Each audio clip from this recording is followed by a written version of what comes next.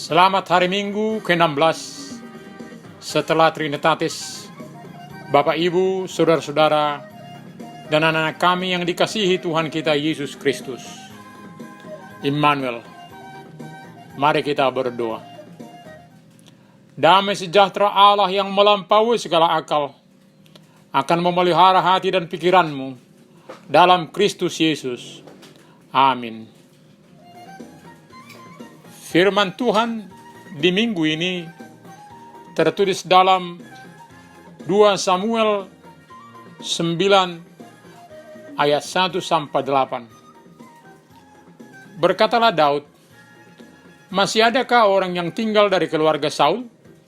Maka aku akan menunjukkan kasihku kepadanya oleh karena Yonatan."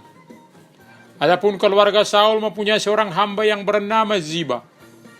Ia dipanggil menghadap Daud. Lalu raja bertanya kepadanya, "Engkaukah Ziba?" Jawabnya, "Hamba tuanku." Kemudian berkatalah raja, "Tidak adakah lagi orang yang tinggal dari keluarga Saul? Aku hendak menunjukkan kepadanya kasih yang dari Allah." Lalu berkatalah Ziba kepada raja, "Masih ada seorang anak laki-laki Yonatan yang cacat kakinya." Tanya raja kepadanya, "Di manakah ia?" Jawab Ziba kepada raja, "Dia ada di rumah Makhir bin Amiel di Lodebar." Sesudah itu Raja Daud menyuruh mengambil dia dari rumah Makhir bin Amiel dari Lodebar. Dan Mephiboset bin Yonatan bin Saul masuk menghadap Daud. Ia sujud dan menyembah, kata Daud. "Mephiboset," jawabnya, "Inilah hamba tuanku." Kemudian berkatalah Daud kepadanya, "Janganlah takut, sebab aku pasti akan menunjukkan kasihku kepadamu. Oleh karena Yonatan ayahmu, aku akan mengembalikan kepadamu segala ladang Saul nenekmu, dan engkau akan tetap makan sehidangan dengan aku." Lalu sujudlah Mephiboset dan berkata, "Apakah hambamu ini sehingga engkau menghiraukan anjing mati seperti aku? Apakah selalu politisi hanya janji pepesan kosong, terutama saat dia membutuhkan dukungan orang lain? Tidak. Saat dia sudah mengikat diri dengan Tuhan di dalam janji-janjinya. Daud sebelum dan sedang bertakhta menjadi raja, merealisasikan apa yang dia janjikan bersama sahabatnya Yonatan. Kita sebagai umat perjanjian akan setia dalam berbagai perjanjian, terutama karena kita terikat dengan Tuhan yang selalu hadir menyertai kita di dalam janji-janji iman. Apalagi sering bila diperhadapkan antara kesetiaan dan nyawa, maka manusia terkadang memilih untuk keselamatan nyawanya. Persahabatan Daud dengan Yonatan tidak diganggu oleh konflik Daud dengan Saul ayah Yonatan. Hal ini menjadi sesuatu yang istimewa dalam bersikap. Apalagi bila kita bandingkan dengan ungkapan peribahasa orang Batak, "Suhar bulu ditait dongan, suhar do taitun." Kekuatan persaudaraan sampai dengan hal yang salah juga akan dibela. Terkadang ada keluarga yang senang mempengaruhi seluruh anggota keluarganya bermusuhan dengan yang dia benci. Maka dia akan sakit hati ketika dia tahu ada anggota keluarganya yang bersahabat dengan musuh bebuyutannya. Bila kita ingat Raja Herodes yang membunuh bayi di Bethlehem, Yerusalem, karena takut yang berlebihan kekuasaannya direbut. Itulah yang menjadi tradisi pada masa Raja Saul. Yonatan sebagai anak pewaris kerajaan tidak iri kepada Daud. Begitu juga ketika Daud naik tahta. Kebiasaan pada masa itu, seluruh keturunan raja yang dikalahkan harus dimusnahkan semuanya. Jangan sampai ada saingan yang merongrong kerajaannya kelak. Ternyata ketakutan itu tidak ada ketika kasih pemberian Tuhan lebih besar dari ambisi. Raja Daud mencari dan menginginkan ada keturunan Raja Saul yang hidup untuk menerima kasihnya. Dalam bahasa Ibrani, keset, cinta kasih tanpa syarat, yang hidup, tidak berhenti, dan berakhir. Welas kasih oleh anugerah Tuhan. Persahabatan Yonatan dan Daud lebih kuat dari ambisi jabatan kekuasaan.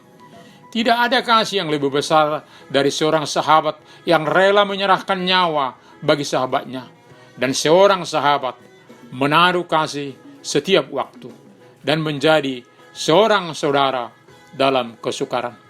Dampak persahabatan Daud dengan Yonatan yang telah meninggal tetap terpelihara, terutama saat Daud sudah bertakhta sebagai raja dengan aman.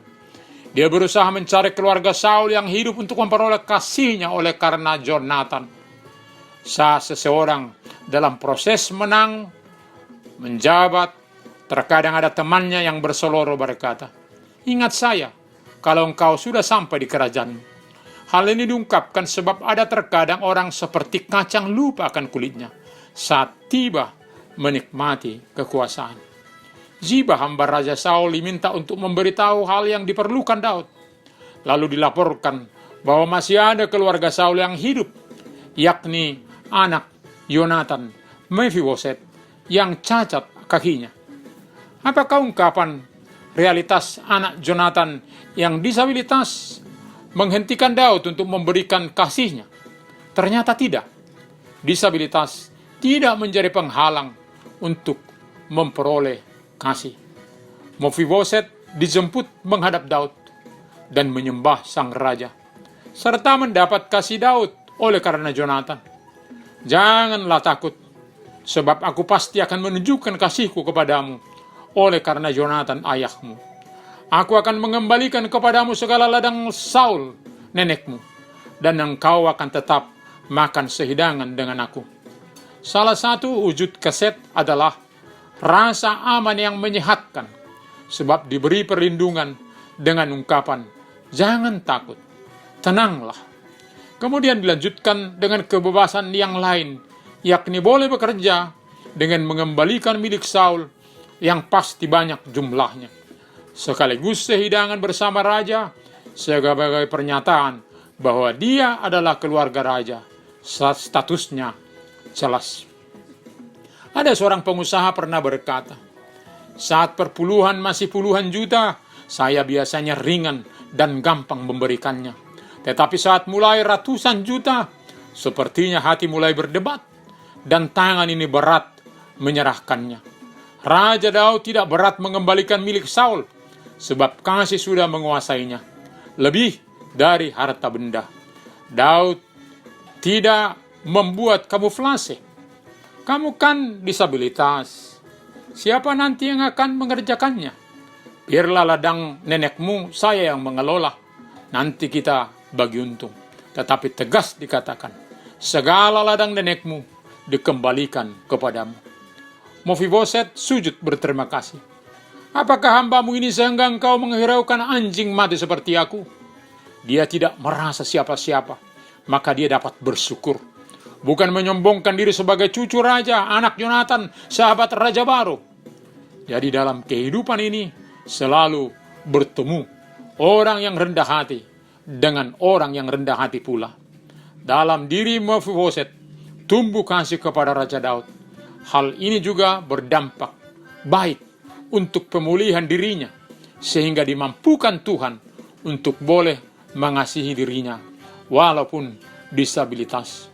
Saat ketidaklayakan disadari dalam kehidupan, kita akan sangat berterima kasih kepada Tuhan akan belas kasihannya. Biarlah keset yang daripada Tuhan selalu ada dalam diri kita sebagai orang yang telah dikasihi dan menjadi imamat yang rajani, untuk boleh menyalurkan bagi mereka yang membutuhkan, khususnya saat kita secara bersama menghadapi pandemi ini. Amin. Kita berdoa. Terima kasih Tuhan untuk firman yang menyentuh hati kami untuk tetap setia mengasihi dalam berbagai keadaan, terutama saat kami memiliki kelebihan. Saat banyak orang lupakan belas kasihan, berikanlah kekuatan bagi umat-Mu untuk boleh setia menuruti firman-Mu, untuk orang yang hidup dalam belas kasihan. Kami berdoa untuk seluruh umat manusia penghuni bumi ini pada masa pandemi ini, untuk boleh mengenal penciptanya dan hidup memuliakan pemberi kehidupan. Terima kasih Bapa. Hanya di dalam nama Tuhan Yesus Kristus kami berdoa. Amin.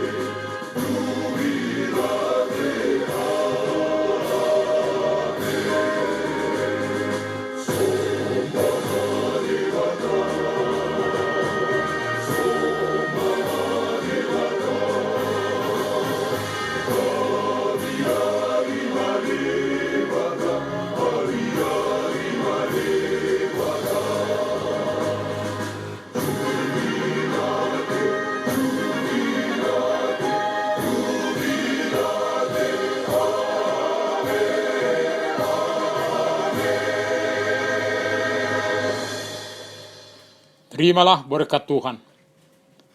Tuhan memberkati dan melindungi engkau. Tuhan menyinari wajahnya kepada engkau dan memberi engkau kasih karunia. Tuhan menghadapkan wajahnya kepadamu dan memberi engkau damai sejahtera. Amin.